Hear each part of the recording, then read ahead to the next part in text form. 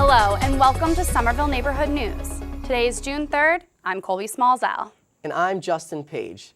Somerville Neighborhood News is a community service production of SCATV, put together by staff, interns, and your neighbors. We bring you the news every 2 weeks right here on Channel 3 and also on our website, scatvsomerville.org/SNN, where you can read, watch, and now listen to the news. That's right. We have the top stories written out, we have video segments, and we also have audio podcasts. Post or share your favorite segments with friends and colleagues. Check out older segments that are relevant today. We want to make the news relevant and accessible to everyone in Somerville. Tonight, our reporters bring you the latest on the city's war on rats. Everyone will be getting a free trash barrel, and there have also been other advances, like a drug that is kind of like a rat birth control. Is that covered under Obamacare? We'll learn a little bit later, more in the newscast. But before that, we have a story about the mayor's decision to stop following the Secure Communities program. We'll learn about the young cooks at Somerville High, and we'll explore the possible plastic bag ban. But first, let's look at some of the news and events around town. Tomorrow, June 4th, is the 16th annual Taste of Somerville in Davis Square. Over 40 restaurants and breweries will be on hand. The rain date is June 11th. You need to buy a ticket to attend. The spring ResiStat meetings are wrapping up this month.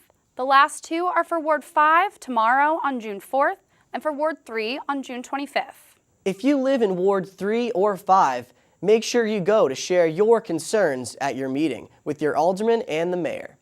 For more information, check out the blog at somervilleresistat.blogspot.com. Now let's go to the news. First up, Justin, you have a report for us about a big decision that the mayor and the police department made, right? That's right. On May 21st, Mayor Joseph A. Curtatone took a step that has been applauded by some, but criticized by others. On May 21st, Mayor Curtatone announced his plan to sign an executive order to end Somerville's participation in Secure Communities. Secure Communities is a program of the U.S. Immigration and Customs Enforcement Agency in conjunction with local law enforcement in order to check the legal status of people picked up by police. Patricia Montez is the executive director of Centro Presente, an organization that supports the Latin American immigrant community. And the message is that the city of Somerville cares about democracy, about freedom, that the city of Somerville respects basic human rights of all people, including undocumented people. All of you are an integral part of this community, and we would be poorer, not richer in this community, if we allowed families to continue to be broken apart. El vivir y trabajar en los Estados Unidos de manera indocumentada no es un crimen. El estar en este país de manera indocumentada es una falta de carácter administrativo. Definitivamente tenemos que luchar de manera colectiva para que se dé una reforma migratoria justa, que respete los derechos humanos básicos de las comunidades inmigrantes, especialmente las indocumentadas. Y el día de hoy estoy muy feliz. We have made it our mission in the city to protect our residents and not to persecute them. This executive order states that undocumented people are entitled to the same rights and liberties as all Americans, something the Supreme Court has consistently supported. As states like Arizona move to persecute the victims of our failing immigration policy, I think it's important for cities like Somerville to stand up and say that we too are not satisfied with the national immigration policy, albeit for The mayor's decision has caused controversy. Some, like commenters on local blogs, on Speak Out, or in this letter to the Boston Herald, disagree. I think it's a very bold move. I think that it's by no means an easy move. He's already gotten a lot of political heat for it. I'm sure you've all seen the cover of the Herald, which I consider to be a badge of honor, so I can frame that and put it on the wall. The order leaves responsibility in the hands of the police, something Interim Chief Charlie Famino supports. Although the decision is controversial to go forward with this enactment, it takes leadership to do so, and I believe in the mayor with that leadership in doing so, and it makes a major statement. we also, the police, need the information from the community to help solve crimes at times. And it's at these times when an undocumented immigrant may come forward with information that we need. We're trying to break down that barrier. I think that we're doing that in this enactment, and I think it will be positive for the future for all law enforcement. Thank you. We don't want to be afraid of the police. We want to work with the police, right? In order to build a more beautiful society, a better Somerville for all of us. Rather than waiting for the state legislature to pass the Trust Act, Mayor Curtatone is telling his police department to use their discretion when it comes to public safety. For Somerville Neighborhood News, I'm Justin Page. Thanks for that. So, is Somerville out on a limb with this move? Well, not really, Colby. The mayor and police department are part of what some are calling a rebellion against the Secure Communities program. The states of California and Connecticut, and a number of cities like Philadelphia, Baltimore, Washington, D.C., and San Francisco have all opted out or at least left it up to local police to use their discretion. Well, it will be interesting to see if other cities join the trend. Next, our last segment on the WGBH High School Quiz Show. All winter, we've been following the progress of Somerville High School's quiz team. They made it further than ever before in the competition. That's right. And this year, there were 96 teams. Somerville made it to the semifinals, and on May 17th, the team faced off against Acton-Boxborough.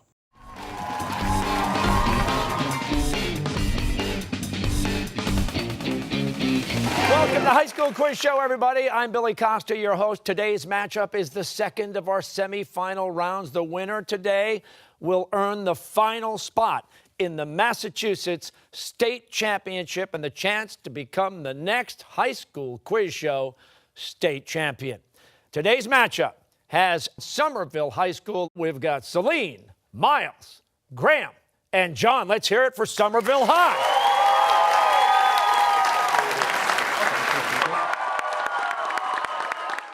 So how did it turn out? Let's check it out.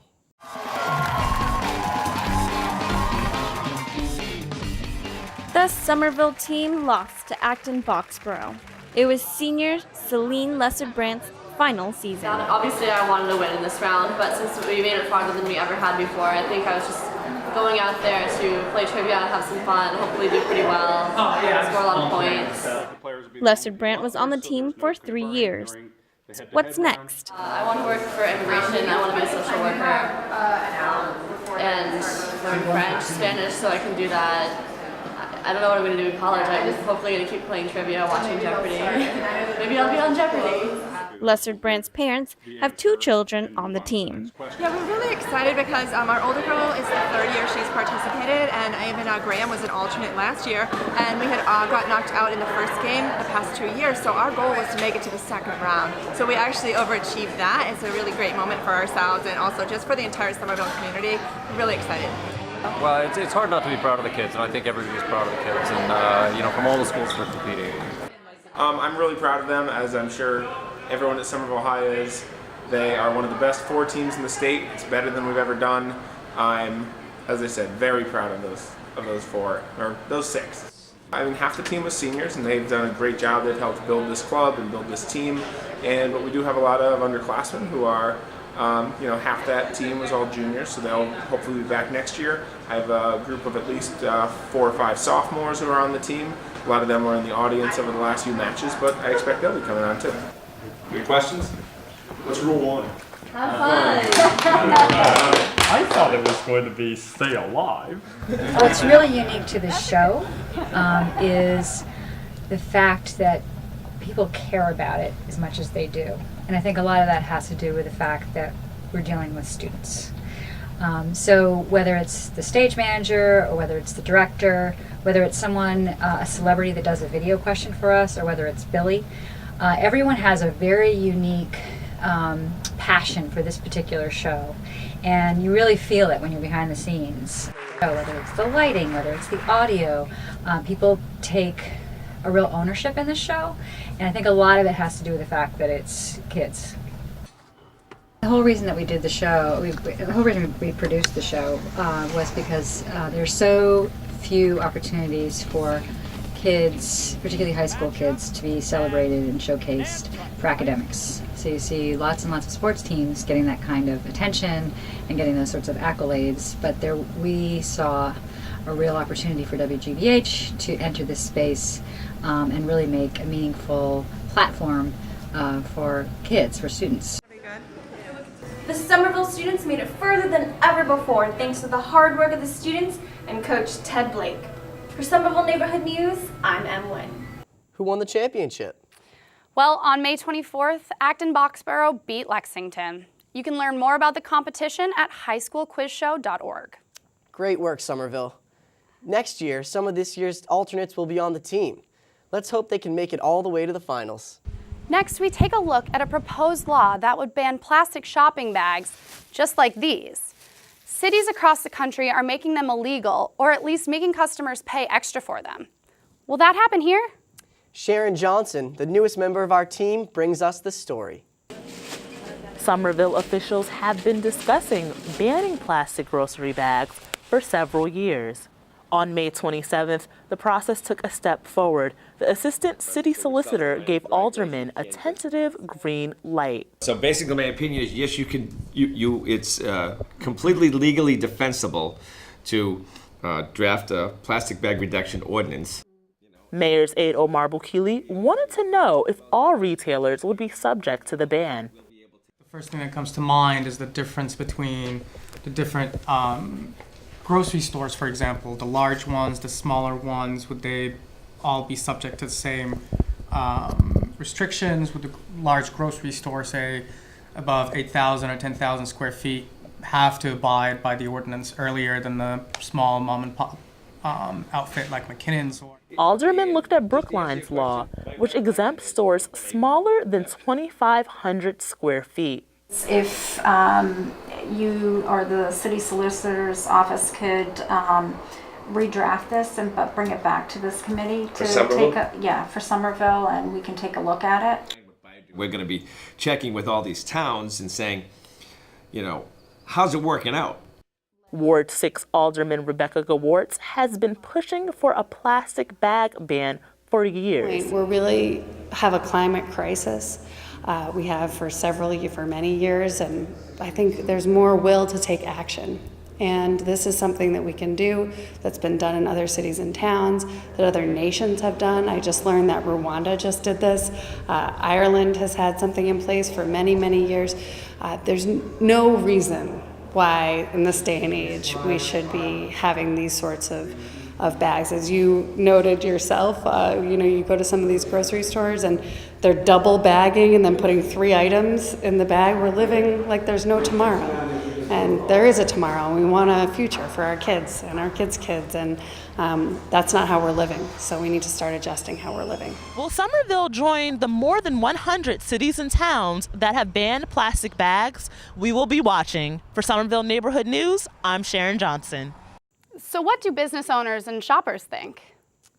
Sharon and I hit the streets to find out.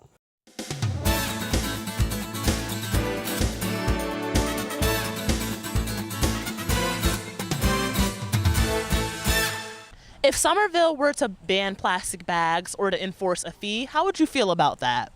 I would say please ask the supermarkets to have paper bags with handles on them. And then I think it would be great. So it's a good idea. But there needs to be, for me, an alternative, which is a handle. To make it easier for you to carry? Yes, ma'am. Okay. And other people, too.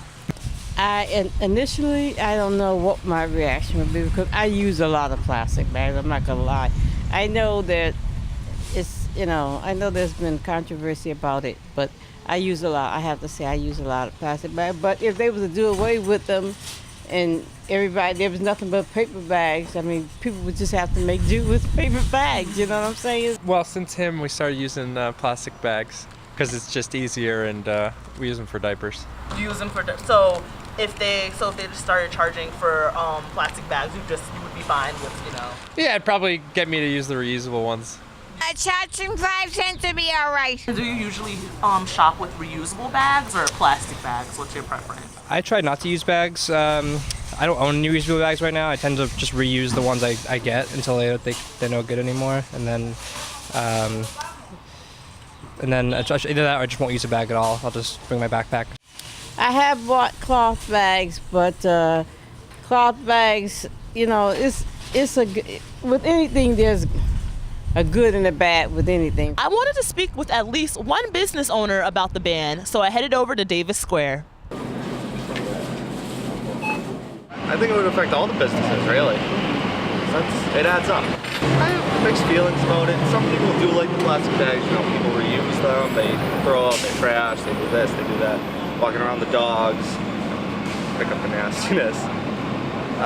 Paper bags are very good. I use them. I love them. They're good. And so would you start giving customers reusable bags? Would you start selling that? Oh yeah, we have them. We charge $1, you know, nothing big. It doesn't cost us very much to make them, but it helps because a lot of people buy them. We give them away sometimes. You know, people have $200 orders. We give them a couple bags, you know, and it makes them happy. You guys really talk to a lot of people. Now, high school reporter Marcelo Brosiner brings us a story on how Somerville High School helps prepare the cooks of the future. Tucked inside the atrium, the Somerville High School Culinary Arts program trains about 50 students per year. It also runs the Highlander Cafe, a restaurant and takeout service. The Culinary Arts program started in 1981. We started at the East Somerville Community School. It's basically a program to teach students how to become professional cooks and professional chefs and professional bakers. My second oldest son, Matty, was the first graduating class out of there. So we came to support him every week. And since then, we've had children and grandchildren and graduate from here. And we come now for ourselves because the food is so great. Well, students benefit from the programs because they'll, you know, if they're going to go into the restaurant business, they've got 2 or 3 years on people when they go out to work in the industry. You know, as opposed to somebody who graduates from high school, decides he wants to go to culinary school. He doesn't have that 3 years under his belt like most of the culinary students have. So they're far and above, way ahead of anybody else who wants to go into the culinary program. The thing I get most in the culinary program is experience, having total confidence with the utensils, knives, and just having fun while cooking. They get the foundations of culinary arts. I mean, that's what they really need. They need to know their knife skills. They need to know about sanitation. Most of the kids will be certified in sanitation. They need to know about safety, how to use equipment. And, you know, like I said, really more importantly is they get the basics of culinary arts, and that's really one of the most important things that they need to know. And once they have those basics, they can go anywhere and do anything. So yeah, your chef salad and that note. I personally benefited from culinary is I'm not shy anymore, and I'm more useful in the kitchen, which I wasn't when I was young, and I don't cut myself with knives anymore. This is my extended family and our extended family, and you always feel very comfortable here. You feel welcomed here. The food, never ever have we got a bad meal. Well, we treat everyone like family, you know. The minute you walk in, you're no stranger, which is fun. And you just have a good time, you just get to it, and nothing else. Mr. Carden thinks about half of the students become professional chefs or bakers. If you want a good meal for a low price, look no further than the Highlander Cafe, open on weekdays around lunchtime during the school year. Reporting for the Somerville Neighborhood News, I'm Marcelo Brosiner. 2 teachers, Thomas Carden and Rosemary Ryan, are retiring this year after 3 decades. I wonder who will replace them. And I wonder what the food will be like. We'll have to go to the Highlander Cafe next fall. Now, let's see what's in this week's Somerville Journal.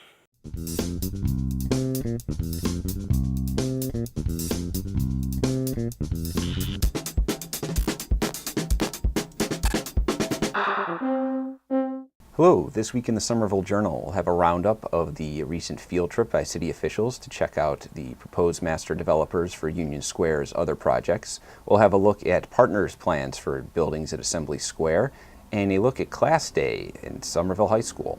You can always check us out at wickedlocal.com/Somerville and follow us online on Twitter at @VilleJournal. You can get in touch with me at datkinson@wickedlocal.com or 617-629-3385. We end tonight with a report on Somerville's war on rats. For several years, the city has been dealing with a rat problem. News director Jane Regan brings us a story about the steps the city is taking in its war on rats, including the use of an experimental rat birth control product. I guess rats like Somerville more than other cities? I'm not so sure about that, but the media outlets sure have been loving this story. In Somerville, taking aggressive steps against a persistent pest. Rats are killing. The media love to rib Somerville for its rats, at least the four-legged kind. So one local city is kind of trying an unusual method to try to rid itself of a growing pest problem. People in Somerville. But is Somerville any different than other cities? No, according to Chief Statsman Dan Hadley. Somerville's not alone in this.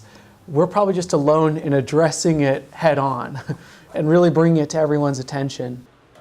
We all suspected this was a regional problem, so I went and got their data, and Boston saw numbers, peaks and valleys, that were almost identical to ours. Boston and Somerville, over the same period, Boston had a 39% increase, Somerville a 41% increase. The Somerstat office tracks the number of rat calls. Yeah, the real peak was in 2012, and that was after an unusually mild winter. And where the calls come from. And where you see the darker orange parts is where we received more rodent calls. The real hot spot is kind of in East Somerville and into Winter Hill. To carry out its war on rats, City Hall convened the Rodent Action Team. The health director and the Inspectional Services Operation Manager are both members. So with the war on rats, we are looking to use a multiple layered strategy. One is to provide more uniform trash enforcement, both for residential trash and commercial trash. These trash bins are going to be distributed for free to city residents, and it's going to be one per unit of housing. We're also going to be able to offer residents within certain income and household guidelines some assistance if they're not able to hire an exterminator. And then the other piece is a pilot program working with a research firm to look at rodent population control as another strategy. The city is being proactive because it's clear old-fashioned rat poison isn't working. Joey came out 3 weeks ago to hang this bait. There's 4 catch basins, and it's still hanging. There's not a mark on it. This would all be nibbled out. It'd be gone if it had been eaten. And I've been there 25 years. I don't feel it's more now. It's the more people, the more trash, the more problems, the more rodents. So, and then you have people have vegetable gardens, grapevines, compost bins, and then you have, a problem with how to take care of your trash, how to properly do it. Well, there's an example right across the street. What's the matter with that? It's a trash barrel right there with no cover on it, so the rodents just have to jump from the ground to the cover and have at it whatever's in there to eat. And until that stops, there's no reason for the rats to go anywhere else. That's why you see the 4 catch basins that are here. None of the bait's been touched in 3 weeks. The reason for that is they're going to go for a chicken bone in that trash barrel before they go for a piece of bait in the sewer. Unsecured dumpsters and commercial trash are also a problem. All right, now this is all food product. The dumpsters left open. These 3 burrow holes here were here 2 weeks ago. Joey had them baited, then they close them. They close them to see if there's any activity, and a day or 2 later they come back. These are closed, but you see you have 2 new ones open here, which weren't here 2 weeks ago. Yeah, it's gonna be a battle, that's for sure. But we do the best we can. It really is a shared responsibility. We are willing to be partners in this. And if people do their part in terms of their own trash and managing their dumpsters, that really does. It eliminates a lot of opportunity for rodents to be here and be active. The city is also going to run a pilot with a new product called ContraPest. It causes infertility in mammals, as this news story explains. Contrapest is actually a bait, and it's a bait for rodents, just like you put out a poison bait, only this is very different. We're not trying to poison the animal, we're actually trying to sterilize the animal. You know, over time people bantered about the opportunity to look at rodent birth control, but it was sort of a pipe dream. Lo and behold, we found a research and development firm who's done this work in other parts of the world, and in fact did a great pilot project in the New York subway system trash room. In the New York field test, over half of rats later captured had eaten the contrapest at least once. The bait affects the female rat's ovaries, reducing the number of eggs. It also affects male rats' fertility. The pilot in Somerville will give the company useful data. The company will get the level of rodents that they need to continue to amass data about the efficacy of this, and we will, in the areas where we have the higher infestation rates, will see a reduction in the number of rats in that area. So it's a win-win, and if we use the data. But it's not free. Somerville will be paying a total of about $200,000 for the pilot. Because contrapest has not yet been approved by the Environmental Protection Agency, the pilot will have an experimental use permit. Having seen the experiences that this company has had in other countries as well as in New York, that there's a reasonable sense of certainty that this really is, when you weigh the risks and benefits, probably well on the side of benefit rather than risk. The total cost of the war on rats? The city's getting the trash cans for free, but it has to spend at least $369,000 this fiscal year and another $335,000 next year. That includes a person who spends most of his time inspecting dumpsters. Will residents and business owners step up and play their part? And how will the rat birth control program work out? We'll be watching. For Somerville Neighborhood News, I'm Jane Regan. So isn't it dangerous to use a product that hasn't been approved yet? Well, not according to the city. The bait will be inside locked boxes, just like poison bait. But our reporters will stay on top of this story and bring our viewers an update. Good. Well, that wraps up this newscast. Thanks for joining us, and we'll be back on June 17th. But don't just tune in once every 2 weeks. Check us out on Facebook and share your favorite segment. Or send a tweet at SCATV SNN. We welcome you to get involved with Somerville Neighborhood News. What's happening on your block? Who's your neighborhood hero? What issues aren't being covered? Become a reporter or just send in your ideas. Call us at 617-628-8826 or write to news@scatvsomerville.org. I'm Colby Smallzell. And I'm Justin Page. See you around the neighborhood.